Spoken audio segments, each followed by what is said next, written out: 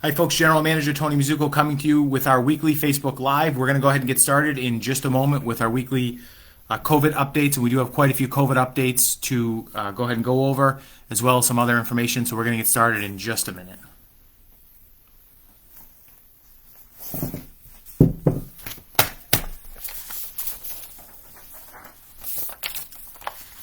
Hey Catherine, welcome folks.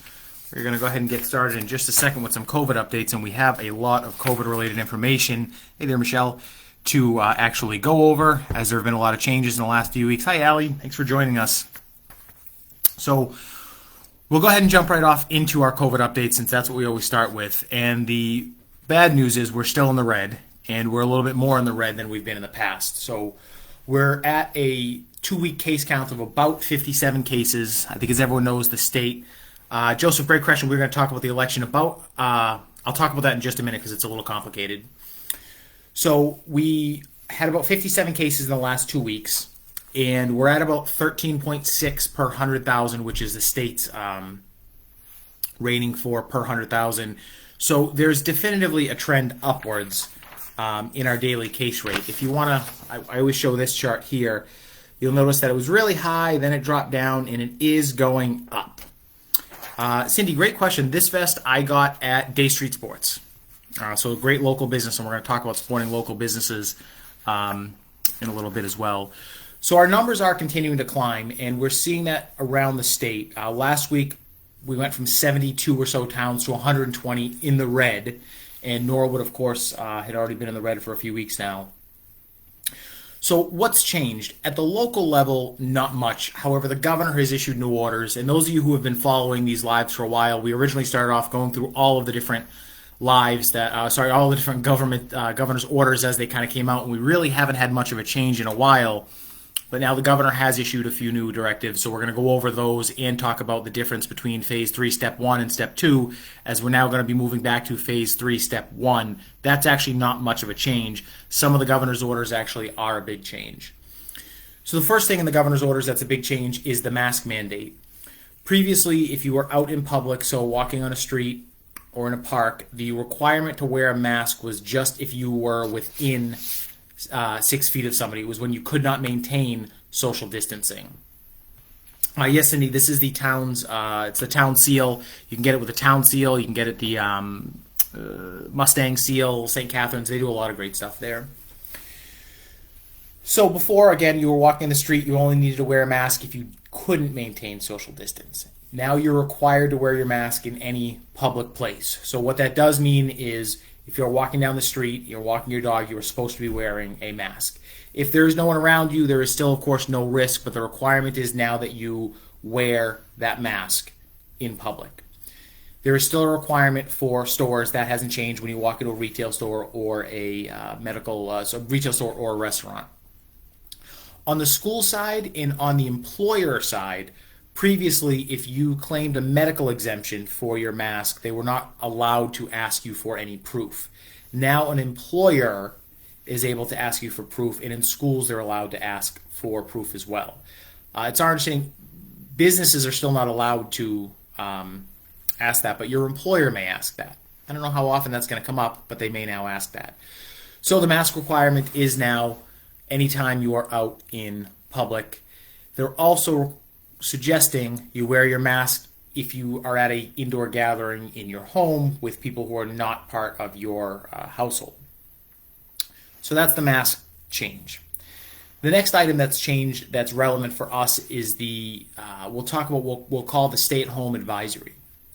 What this requires is, beginning tomorrow, anyone who is out after 10 p.m., they want you home by 10 p.m. It is an advisory, so it's not a requirement. Nobody's going to get pulled over because you're choosing to drive at 11 o'clock at night. There are certainly exemptions for visiting the grocery store, picking up food, going to the pharmacy, going to work, coming from work. Those are all still allowed under the stay-at-home advisory. There won't be any police pulling you over in your car saying that, hey, it's 11 o'clock, why are you out? But there is a 10 p.m. to 5 a.m. stay-at-home advisory, which I'm sure some of us were initially frustrated with. I then realized I don't know how to be out after 10 p.m. anyway. but neither here nor there. So there is a stay-at-home advisory. The genesis of that is trying to control the spread by reducing large gatherings at establishments or in people's homes. Remains to be seen if that will achieve what it wants to, but that is the rule as it is today. So that does mean if you did have people at your home, the stay-at-home advisory suggests that folks should be heading home by 10 p.m. We've discussed this internally here. We, of course, first of all, the police are never going to show up at your house because there's 5 people having dinner at your house, even if it's after 10 p.m. So I don't want anyone to worry about that. There's probably going to be more of a response if there are large gatherings, but we generally don't have too many large gatherings in Norwood that we're generally aware of. Usually when there is a large gathering, it's that there's tons of cars and tons of people there. So there might be somebody stopping by, but I'll be honest with you, if you have 30 or 40 people at your house, sometimes there's a chance the police are going to visit anyway because a neighbor complains. If the police see you walking your dog with a mask on, will they say something to you? Well, if they see you walking your dog with a mask on, they may say, "Great job on wearing your mask." If they see you with your mask off, I don't think they're going to be saying anything to you. They may politely just remind you that you should have your mask on, but we're not turning into a police state, and the police certainly have a lot of challenges to deal with. So I don't want everyone to be afraid that they're going to be hounded by the police about not wearing a mask. Enforcement is challenging. In terms of the spread, the person walking down the street with their dog not having a mask on, you should wear a mask. It's not an effective use of police resources, and it's not really an effective measure to stop the spread from an epidemiological standpoint. So you could always be, somebody could always suggest, hey, you should probably be wearing a mask, but don't expect they're going to chase you down just because you're not. Our enforcement is going to focus on ensuring that large gatherings are minimized to the extent practical. It gets tough around the holidays. What we're realizing, or what we've come to the conclusion that, is that it really is personal choice. All the rules and laws in the world aren't going to stop people from routinely getting together. And again, we're not saying don't gather with people. It's the gathering in the large groups. It's, the parties are what cause the spread, and we all see pictures or online of bunches of people together. You got to try to moderate that. So again, if you go out with 4 or 5 people, there's nothing necessarily wrong with that. I've done it myself. It's how often are you going out with groups of different people? And then for social gatherings, the challenge is if you have, and you're not allowed to have more than 10 people indoors, but if you had 15 or 20 people at your house, it's all the sort of interrelating of these people. And of course, when alcohol's involved, and we're all adults here, you've had a couple of drinks, and as the night goes on, you're a lot closer to people, and you're hugging people, and you're kissing people, and this and that, and oh, I haven't seen you in so long. Those all are what are contributing to spread. We're a little disappointed. There's some pictures in the media of really packed places in the city that I think prompted some of this, and maybe there should have been more local enforcement there, but they could just as easily say there should have been more local enforcement here. So the outdoor gathering limit has also been reduced. There's really only an impact, because let's face it, it's November. Even though the next couple days are gorgeous, the outdoor gathering limit has been reduced. That likely will have an impact on youth sports. We don't know what that impact is yet. The state has repeatedly said that they will be releasing guidance on that. They haven't done that yet. They did say this week, so in their defense, they have till the end of the week to get it. But we don't really know what that's going to be. One of perhaps the unfortunate elements of one of the governor's orders is requiring in-person service at restaurants as well as liquor stores to finish by 9:30. They can continue to serve takeout.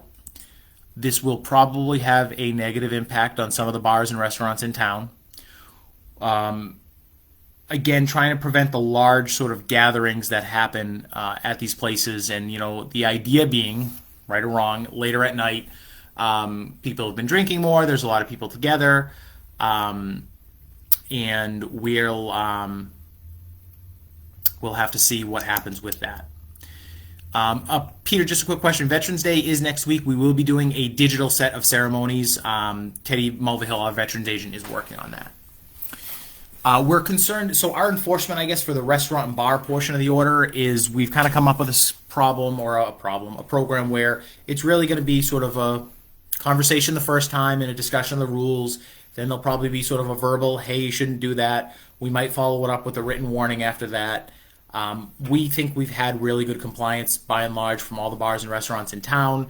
So obviously, if it's 11 o'clock at night and there's 70 people in an establishment, it's probably a little bit of a problem, but we're going to try to work with everyone and balance safety, and we feel confident that our restaurants in town have been following the rules.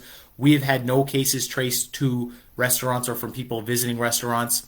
Sometimes restaurant workers are slightly more susceptible to catching COVID than people obviously working at home, but it's because you're working very closely with people. But we've seen no spread from a restaurant worker to a restaurant patron in Norwood whatsoever. So we consider these things to be safe, but we do have to follow the governor's orders. A couple other smaller items are that driving schools reduced capacity, gyms reduced capacity, libraries reduced capacity, although not much is going to change for our public library. The reduction from a 50% capacity to a 40% capacity, and this is us going from phase 3 step 2 to phase 3 step 1, isn't really an impact on our operations. Museums don't really apply to us. Retail fitting rooms open for business where operation is necessary. These are just things. The outdoor gathering limit, again, has been reduced.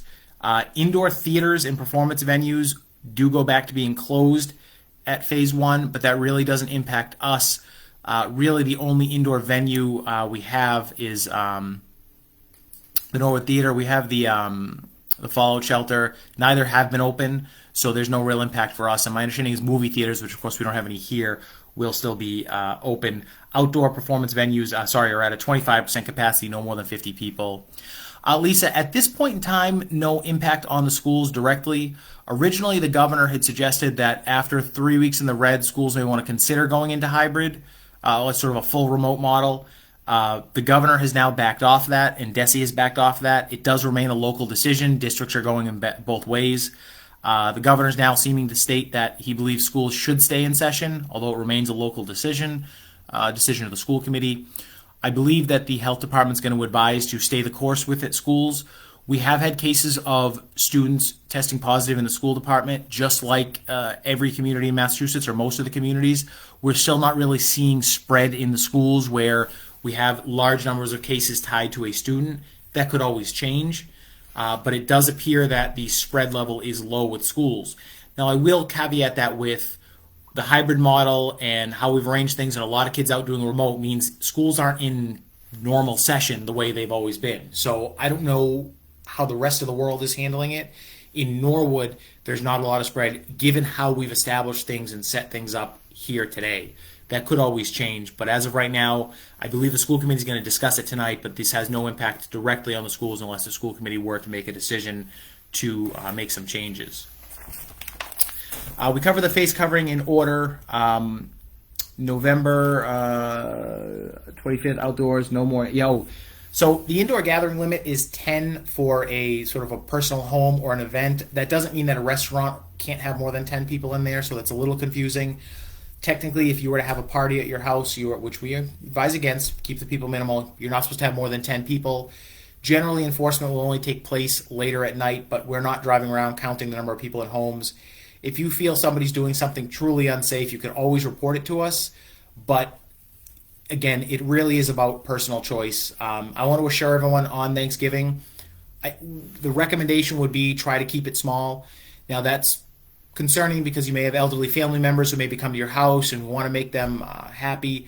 The police aren't going to be pounding on doors and kicking in doors. They would never kick in doors on Thanksgiving, so I don't want them to worry about that. But if you normally have 30 people over for Thanksgiving, you should really try to cut it down. I know some restaurants in town are offering sort of like Thanksgiving packages. I know the OCC is doing them. Lewis's is doing them. There's probably other places out there that are doing them where you can just sort of pay for, if you can afford it, like a sort of all-made Thanksgiving dinner. I think those are going to be very popular this year because normally you might have 15, 20 people over and you say, oh, let's cook this big meal and it's a big holiday. If your family size is dropping because you're not traveling as much or having as many people over, I think those are a great alternative to still get a good full family Thanksgiving. And of course, you can still Zoom with family members on Thanksgiving. I know nobody likes to talk about politics at Thanksgiving, but we probably won't have a election count by then, so you can always discuss the election. Only election joke I'll make. But anyway, spread is going up, numbers are going up across the state. This chart here, which we do have, I think we've posted in the comments, this does outlines the difference between phase 3, step 1 and 2. It's not as substantial for us here in Norwood. And as we've shown here, our case count does continue to go up. It's nowhere where it was at its peak. Testing continues to go up. We don't have our testing numbers for this week. We won't get it until Thursday because the state has changed when they release that number, but we're still averaging about 2,500 tests in a 2-week period, which is incredible. Norwood Hospital has just gotten their testing trailer up and running, so you just need to fax them a doctor's recommendation and you are able to get tested at Norwood Hospital. It's not a walk-up clinic as of yet. They may change that. So we think that's a great thing. It makes testing a little bit easier. We've had great availability and access to testing. Testing is covered by insurance. The Norwood Hospital program does have an allowance through the town, through the deal we'd worked out with them prior to the hospital closing, for some uninsured individuals, but generally insurance should be covering it. If you do not have insurance in Massachusetts, you really should check out MassHealth. It's available to everyone. We encourage you to do so. Thank you, Cindy. I hope I'm confident things will get better. We're going to get through the election. We are going to get through the holidays. There will be a vaccine, and it may take some time, but things will get normal again, and we're already picturing that point down the road where things will get normal. I'm going to talk about, so I guess that's the limit of our COVID updates. A couple other quick data points. We continue to see the average ages trend downward, although we have had some older cases recently, so it is now hitting that older population, but by and large, our age continues to trend downward. Still minimal hospitalizations at this point in time. That could change overnight. And we all just have to take our personal decisions and our personal choice. Stay home when you're sick, wear your mask, try to avoid large gatherings if you can. Lisa, we have our town flu clinic. You can call them and set up a point, and we still do our employee clinic.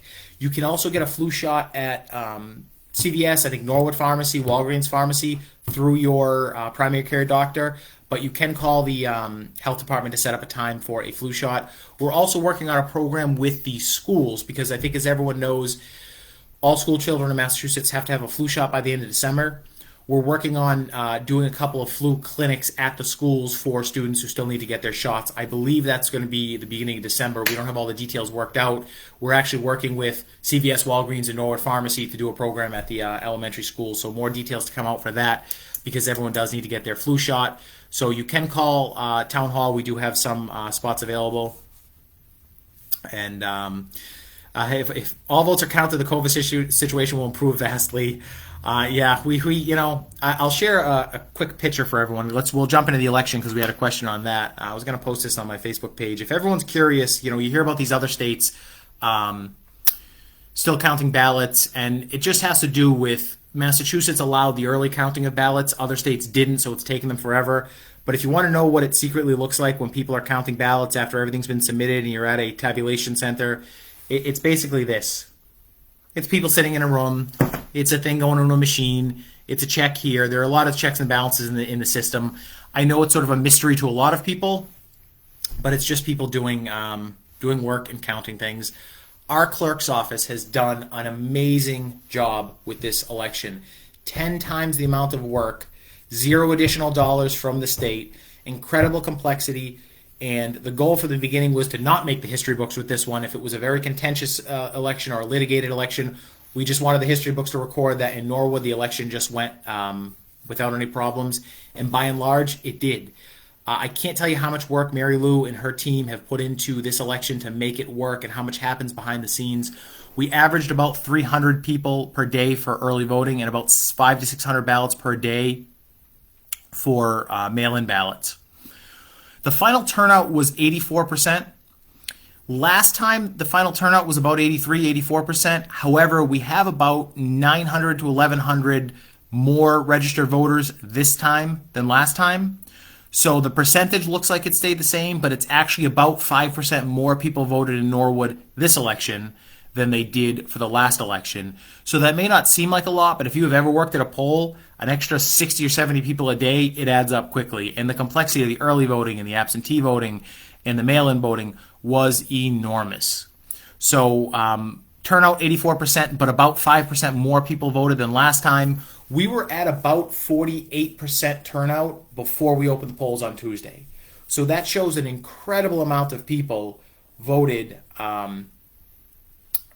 early or voted in mail. If you look at the election results, we just got them posted there in the comments. Those are the unofficial results, and I'll take a minute to explain what that means because it's also something going around the country.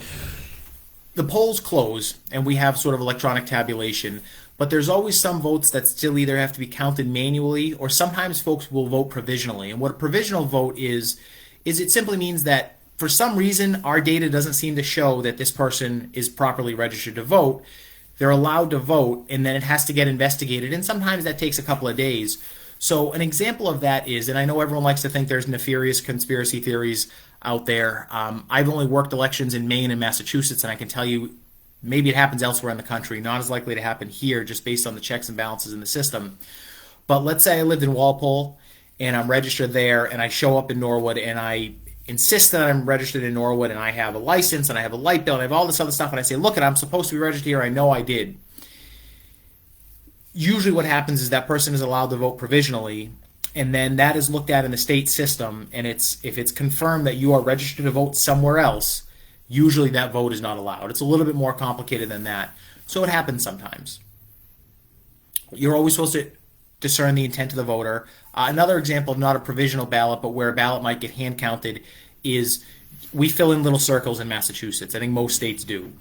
Let's say you put a check mark on there. The machine might reject it, and it has to get hand counted, and then we have to look at it, and there's a determination of what's the legislative intent, what's the voter intent on this. Well, if you put a check mark next to, Kanye for president, then the intent is clear of the voter that you wanted to vote for Kanye. It would only either be spoiled or not count if you did something to the ballot, and it usually rejects it right away, but if you did something where there was no voter intent that could be discerned, or if you just did something really weird. I suppose if you drew a straight line down all of them, it wouldn't count towards anything. We also generally don't invalidate a whole ballot. So if one of the issues is if you overvote. So what that means is if it says pick one for president and you pick Kanye and Kim as your two presidential choices, it'll reject it as an overvote. The rest of those votes would count, but clearly you can't pick two people for president. You can have no vote, and that's fine too. You don't have to select one. But if you did something weird on your presidential vote, and then every other vote you voted correctly, those would still count.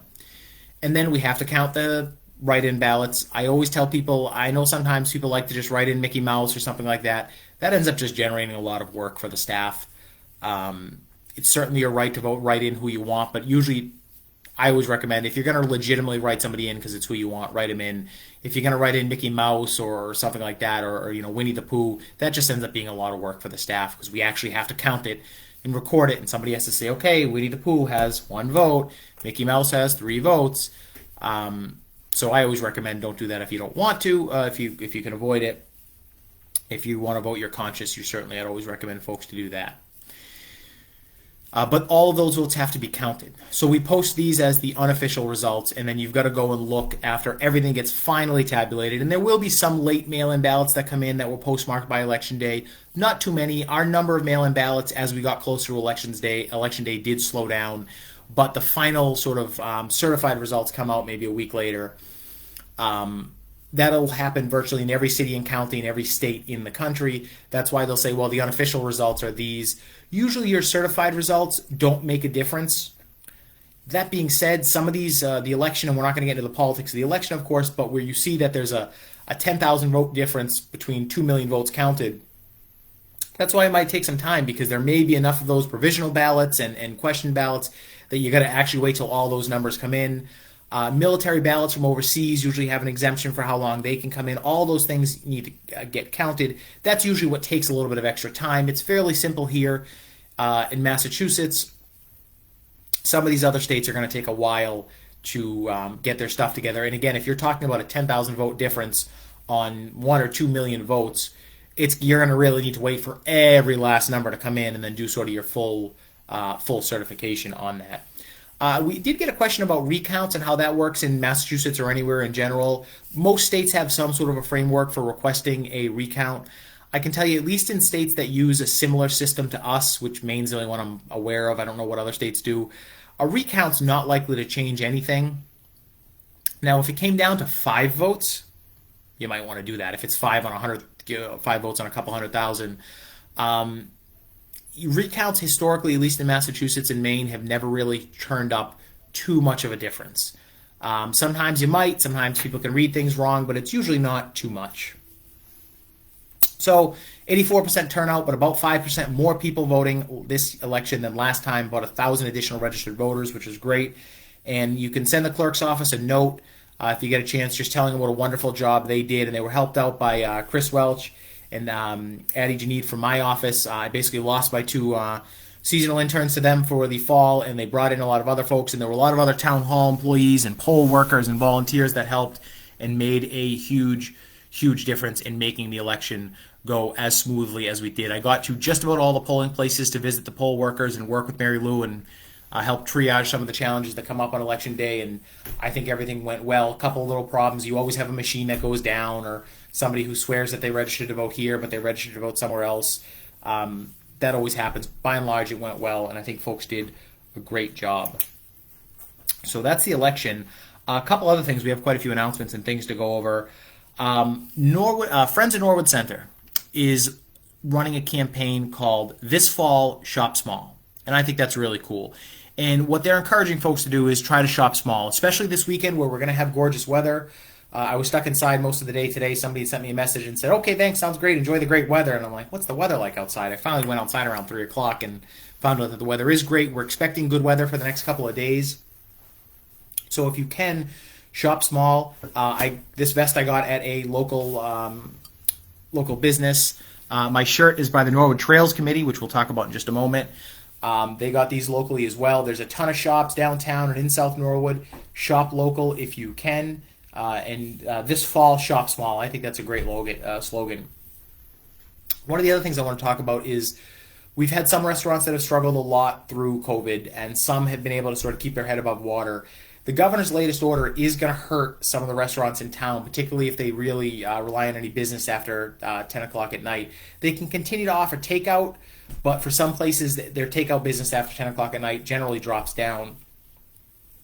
So I encourage everyone, go to our restaurants if you can and eat there, do takeout, eat in. It's safe to eat in. A lot of restaurants out there are trying to do something different. As I said, you've got restaurants that are offering, there's some restaurants that are changing their hours or opening nights when they used to just be open days. And you have some restaurants that are offering Thanksgiving specials. Some restaurants are now offering breakfast on the weekends. I think Limey's is doing that. There's Brookside is doing stuff. Tassos. I mean, every restaurant in town is doing everything they can do to make it work. So visit them if you can. Shop there as much as you can. Maybe we just got to go a little bit earlier. Have a cocktail a little bit earlier than you otherwise would. Drink responsibly. And try to continue to patronize our restaurants because they're going to need it as well as our businesses. These are the places that we need when times are good and we're looking for donations, and we want them to be here after COVID. So I know folks often say, and it happens in every town that I've ever worked in, they say, oh, geez, we've got empty storefronts, and why can't we get more businesses in town? Well, if you want to fill those empty storefronts, support the businesses that are there now, because we don't have a lot of empty storefronts in Norwood compared to other towns. So if you haven't bought something at a local business downtown in a while, go ahead and do it. If you're, and again, we understand you're going to go where it feels comfortable for you, but try these places out. Check out a restaurant you've never been to before, and you may be pleasantly surprised. We do have more restaurants opening up in town. Norwood Spice opened up a couple weeks ago, and I think they're doing great. Happy Kitchen, if they're not already open soon, and I believe there's another place coming in there. So check these places out. There's Sabor Market down in South Norwood. They've kind of done a lot in the last few years. I think the Venice still does the best prime rib in town. There's tons of great places. There's places to get coffee. I mean, just look at where you're shopping and try to keep it local, especially those of you who normally were maybe eating in Boston or working in Boston. You're working from home. I know those businesses are suffering, but we're focused on Norwood. Try doing a business lunch or a lunch at one of our places in town. There's so many good places, and just shop local. So this fall, shop small. It's a great slogan, and thanks to Friends of Norwood Center for coming up with that. Cindy, the trail cleanup didn't happen the other day. A combination of the weather mainly prevented the trail cleanup. So they are going to probably rescheduled for the fall. We're actually going to get the trails maps posted in the comments if we can. Thank you to the Trails Committee and all the work they do. We have some great trails. While we still have some good weather, there's still a chance to get out there and walk some of the trails in town or hike some of the trails in town. And we have maps that will get posted, and we have them on the website. That they're great, great maps. Glad to hear you ordered from the Mug and Muffin on Uber Eats twice this week. I've done Uber Eats from the Mug and Muffin. I go there quite a bit, and Dave and Sheila, like a lot of the business owners in town, are great people. You're seeing some restaurants do more takeout than they used to actually do, and I think that's a good thing. I mean, they can't some places can't survive on takeout alone, but let's try to go these places and give them a shot. Especially some of these restaurants that are they're pulling out all the stops and doing everything they can do to just make it work. So shop small and support some of our local restaurants. We understand you may go other towns. I do too. That's fine, but just try to, the more you can keep it the local, the more we'll have these places here in the fall, in the spring, when we're through this and when things start getting normal. We just posted the trails maps right there, so please check out these trails maps. If you don't know, we actually have quite a few trails in town.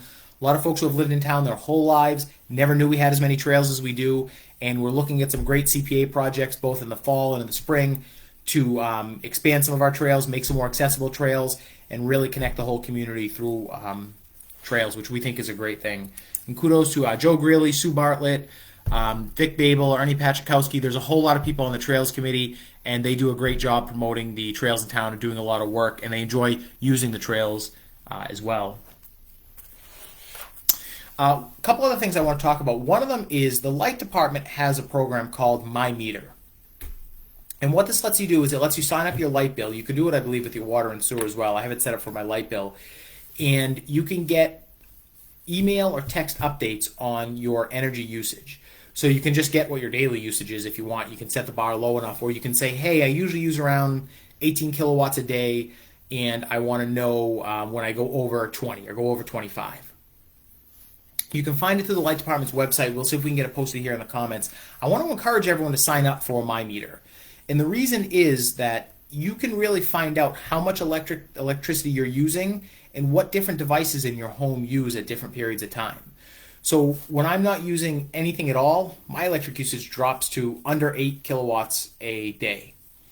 If I run my stove for a couple hours, it'll jump to over 30 kilowatts for that day. And I found that my stove is probably very energy inefficient because it seems to be the biggest user of my of energy. My air conditioner might add 10 or 15 kilowatts a day to the usage. But you can look at your usage every day, see when it goes up and down, and get an idea of why it goes up and why it goes down. And sometimes that'll help explain why your bills go up. Sometimes folks say, gee, my bill went up and there's no way it went up this much. You got to look at your usage and see what you're doing, because you would be surprised at what small differences, they appear to you or I to be small differences, make such a big difference in your bill at the end of the day. And incidentally, this is for businesses as well. So the Friends of Norwood Center could also send it out to their members. If you pay your electric bill as a business, sometimes it's included in the rent, sometimes it's not. You can review your electricity as well. And I'm telling you, you would be surprised to know how much energy certain devices in your home actually use. Great question. Can you still order on Uber Eats tomorrow after 9:30? Yes, restaurants can continue to do takeout and delivery after 9:30. They're just not able to serve in person after 9:30. You can still get takeout, so you can still go up to the restaurant and take it out. It's not they're not allowed for seating. So yes, Uber Eats can still operate. They may not have the business level or something like that, but they're able to operate as late as food's being delivered. But really, I encourage you, check out the My Meter program. It's I've almost become a little obsessed with it, where every day I sort of get my little text message about what my meter usage was, and I'll say, gee, it's 17 today. What did I do differently yesterday that I didn't do the day before? And it's, okay, well, I did laundry all day. What's the impact of laundry on my electric usage? It's a great, not only is it a great tool for your bill and to understand your usage and to control your expenses, but it's a great sustainability tool, because you can read a piece of paper and say, okay, my stove uses this, and my refrigerator uses this, and my air conditioner uses this, but this lets you actually see what your usage is in a given day. So you could see if on Tuesday you didn't use your air conditioner and then you ran it for 10 hours on Wednesday, what was your power usage difference? I think it's invaluable to understand sort of your usage and what's causing that usage and what your average usage is. And it'll let you know what you, if you make any changes in your house, where does the usage go up and down? So if you look at your usage for 20 days or 30 days and you think it's pretty stable, and then you go ahead to let's say you install LED lights or you buy a new energy efficient device, it'd be great to actually see what that usage goes up or down. So my meal program, I highly recommend it. Another important announcement, the Mustang Pantry is going to be doing which is sort of our supplementary pantry to help out the ecumenical, is going to be up and running this Friday from 9 to 11. If you can drop off goods, they could use the help. This is to help support the ecumenical pantry. It'll be at the senior center, so that's where the drop-off will be. We'll get the information posted in the comments. We also have it on our Facebook page if you want to find it there. They're looking for all the typical goods that you would normally deliver. They have a list of what they prefer, pastas and sauces and cereals and stuff like that. So if you can, please drop some stuff off. The folks who are running it did our Mustang Pantry. They're very adept at sort of managing a big food drop-off for during COVID. They did it for a couple of months back in the spring and into the summer. Here we go. There's the food drive. Check it out. Check the link. Like and share that link. It is on November 6th, tomorrow from 9 to 11. Please donate if you can. That's the Mustang Pantry. I want to talk for a minute about school food service, and then we're going to talk about town meeting. Can't compliment the school food service workers enough for, again, these folks have been at work every single day of the pandemic, without fail, feeding thousands of students, hundreds of thousands of meals in total. They have two programs. One through November and December is the weekly family meal program, which is a unique to Norwood program. And they prepare a family meal. If you have kids in the school system or just kids in general in Norwood, you can sign up for a free weekly family meal. It has about 10 servings. This week, I believe it was either turkey or pork, and it came with, the choices were turkey or pork, came with gravy, potatoes, and vegetables. We had them deliver some of them to Town Hall so I could have the Town Hall staff try them out. And everyone kept asking me, what restaurant did we get this from? And I said, it wasn't a restaurant. This is our food service workers preparing this for families every single week. Through the Norwood Fund and a donation from Norwood Bank, we're able to run that program for a series of days in November and December. It's right there, the weekly family meal program. Please check it out. If it's a great chance to have a great meal prepared easily. Usually they just have to be heated up when you get them home. I also want to encourage anyone, if you have kids, please take advantage of the school breakfast lunch program. It doesn't take food away from anyone. It doesn't cost the town anything. It doesn't cost you anything. It actually helps the food service program with dollars to be able to take advantage of that program. It's not just for Norwood Public School students. Your kids could go to any school. They could be homeschooled. They could be remote learning, hybrid model. As long as they live in Norwood, you can get it. And we are working with St. Catherine's to get them lunches as well, which I'm very happy to hear about. So kudos to Eli and Diane and their team over at Food Services for being able to make that happen. They've done a great job. The food is great. Help out our cafeteria staff, and you can help out the town, and you get to eat a great school lunch. And here they have there's a great picture of one of the workers there. They have the menus there and the pickup procedures. So I encourage everyone, please take advantage of it. It helps everyone. It hurts nobody. And they're a great team down there at Food Services. I want to talk a little bit about the infrastructure plan and town meeting, and I'll explain, as I did last week, what's happening with town meeting. When we called town meeting, we were in the green, and we were hoping that our numbers would stay sort of around there. The numbers have since gone up. Folks wanted to look at the option of a digital town meeting. The laws over once you've called the town meeting and be able to change it to a remote town meeting are incredibly complicated. What we've come up with is we'll have to meet in person on November 12th, which is next Thursday, handle a couple items of business, and then we will be able to postpone the remainder of the business, so all the land use articles, which will take some time, until January, which will likely then be a remote meeting. All that's on the warrant next week, and if you're a town meeting member, we still do need you to show up. We did reduce the quorum, but we still need enough people to conduct business. It's just finalizing the budget for FY21. We just had to move some money around to balance the budget because the state aid came in at less than the initial projection. The school department needs an appropriation to cover the remote learning program as well as their hybrid model. And that's actually around $660,000. That's what we also need to balance the budget. The schools have already moved around about $1 million in their budget to make that happen, so it's actually pretty efficient. That'll carry through the year. And then the last item is just our capital plan, which is our annual purchase of vehicles and equipment and facilities repairs. We normally do that in the spring. We kicked it off until the fall. We're actually thinking we'd like to do capital every year in the fall now. It just would help us line up with our projects a little bit better. So we do have to do the capital plan. And if you go onto the town meeting website where we list all the town meeting documents, you can see the full capital plan. We produce it every year. It's about a 70-page document. There's a shortened version over there of just what's being approved this year: vehicles, facility work, etc. We decided to borrow more this year than we normally do. Only, and every town borrows for capital projects. We're so no different than anyone else, just to try to preserve the amount of free cash or surplus revenue we have going into a second year of COVID. We are going to have a good free cash number. We feel pretty confident, but we're going to sort of stick with the plan this year, see where we are in the spring, and then next fall for capital as well. If anyone asks, towns don't borrow money to operate, so we couldn't take on debt just to pay salaries and stuff like that. You can only do it for capital projects. Every town does it. What's a little different about the capital plan this year is there's a sort of a supplement to it that we're calling an infrastructure plan, where we're proposing two borrowings, one for roads, one for water lining. And the road borrowing would be a 5-year plan. We would do it each year for 5 years, about $2.8 million each year, although we're only approving it 1 year at a time. And it will be for more road paving, because we've got to try to get caught up on our road paving so that way we can retain everything or maintain everything on a decent schedule. We spend about $1.6 million a year on road paving. That's more than some towns, but it's half as much as other towns. So we think over the next 5 years, doing roughly a $12 to $14 million borrowing project, doing it each year, will get us caught up where that $1.6 million, if we can keep it going up for inflation, will let us maintain roads. The challenge we face, like a lot of communities, is a street like Washington Street really needs to get done every 10 years.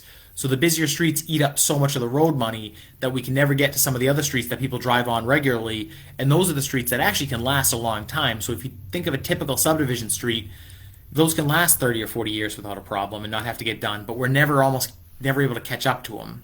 We've done great this year. I know Railroad Ave got partially done. It'll get finished next year.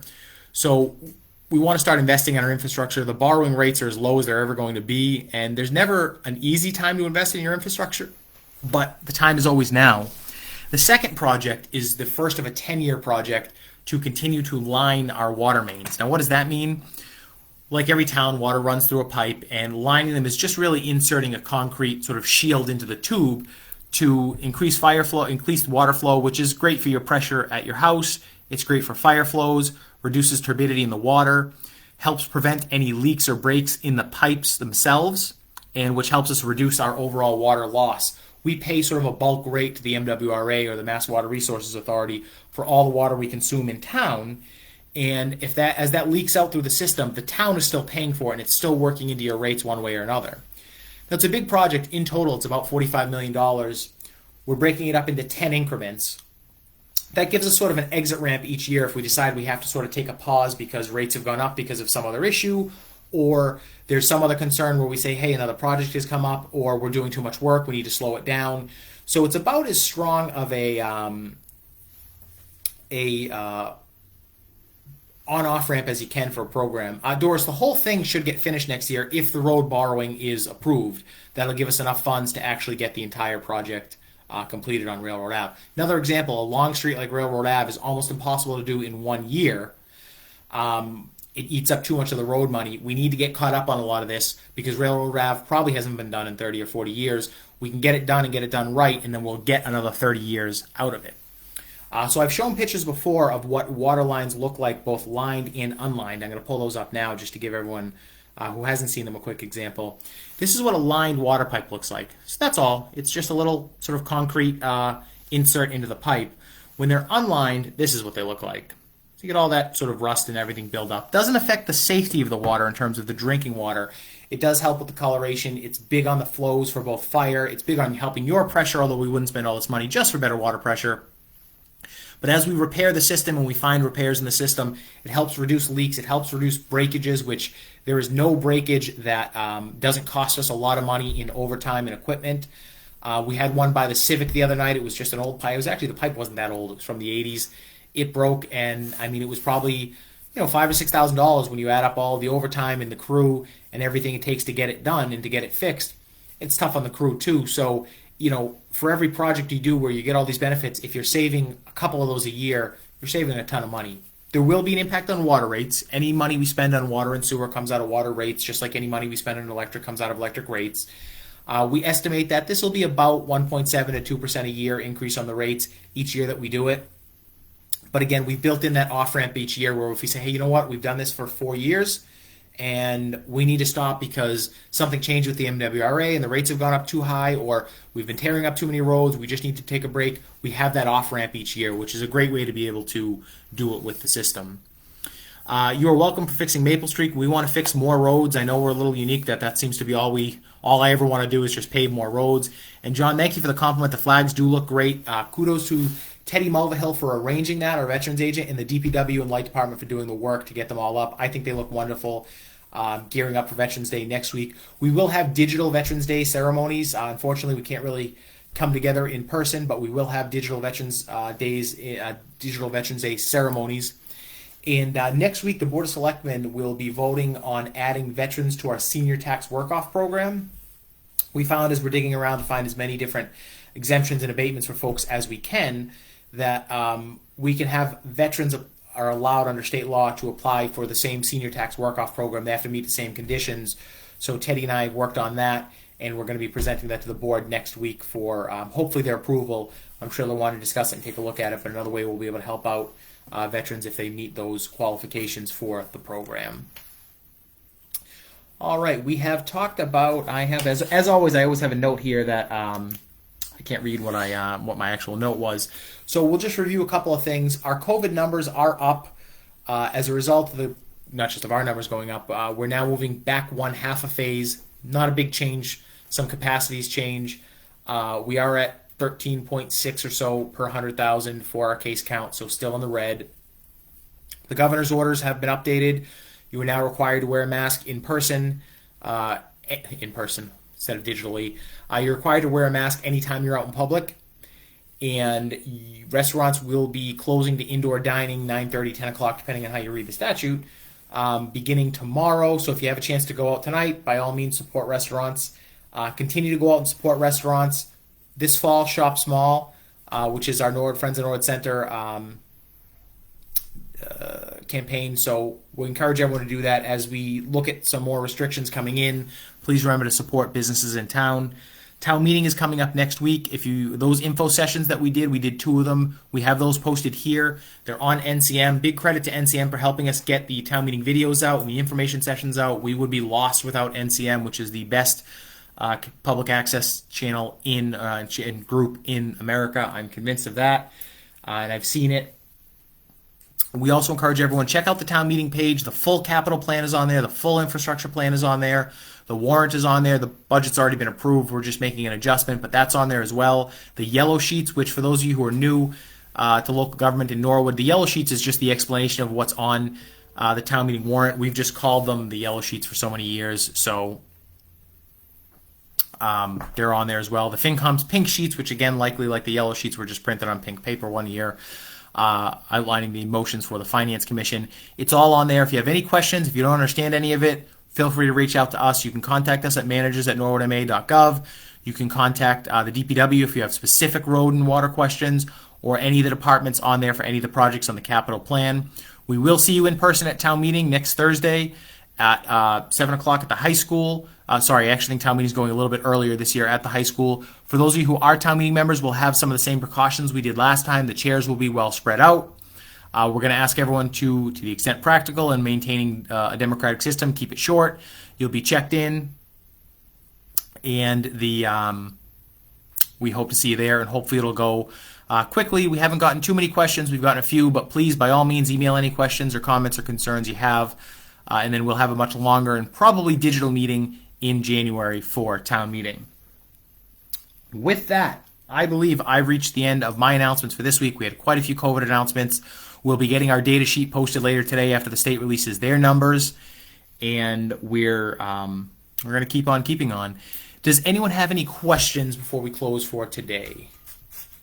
We're always happy to answer questions. I think I'll scroll through the comments and see if I got all the questions that we did get. We talked about the turnout, 84%, which is the same as last time for us, but we have about 5% more registered voters. You can get vests like these at Day Street Sports. There's also Straight Stitch across the street. Plenty of local businesses. We encourage everyone to shop local. The police will not be harassing you about a mask, but you may get a friendly reminder. No impact on the schools for our COVID numbers as of yet, although the school committee is meeting jointly tonight with the Board of Health. You can contact the Board of Health for information about flu shots. You can also get them at CVS, Walgreens, Norwood Pharmacy, or contacting your local doctor's office. We will be doing a program with the elementary schools for students to help get their flu shots. Trail cleanup did not happen, unfortunately, due to the weather. October 30th snow. It's 2020. And Uber Eats is still good to go. And as long as they're serving school meal program, Allie, we'll see you at town meeting, Railroad Ave next year. Flags do look great. All right, I think we covered all the questions. As always, folks, please reach out. We are here to help. You can contact us at managers@norwoodma.gov. We try to get back to questions here in the comments as well, and reach out to any town department if there's anything that you need. I want to thank everyone, and particularly the clerk and her office and the poll workers, for a great election this week. I hope you all stay safe this weekend and find some places to shop small. And I know I'll be going for a full English breakfast at Limey's this weekend because that seems new. But go out there and support local businesses, and let's get through this winter, and then next spring and into summer we'll be opening Central Street back up. We haven't closed it yet, but we will. We'll have the outdoor dining, and we'll get back to where we were, and then even better than before. So thank you, and thank you to the 84% of people in Norwood who turned out to vote on Tuesday. Have a great weekend, everyone. Please stay safe out there.